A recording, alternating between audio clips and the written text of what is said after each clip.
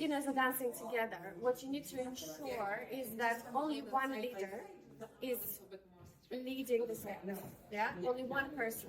Normally, it's the taller person, let's say, or it's a male in a couple, male and female, or whenever if it's a same-sex couple, then one of them needs to be definitely in charge. You need to determine who is leading, right?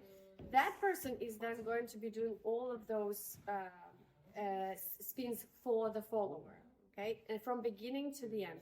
The follower is also, it's actually very difficult for the follower to just follow because they want to help normally. So what you ask is for the follower to be ready but late.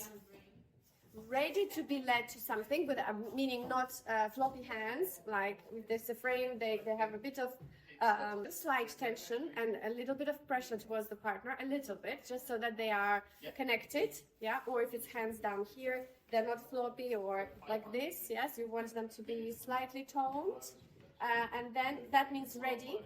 Late means not start the movement, okay?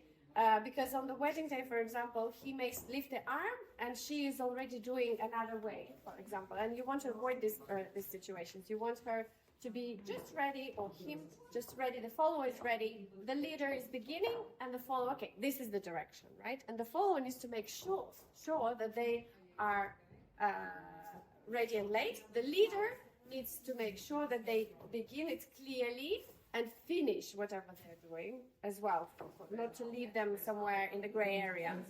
Yeah. So that is one of the most important advices I would give in terms of leading and following for the two complete beginners for a wedding dance. Okay.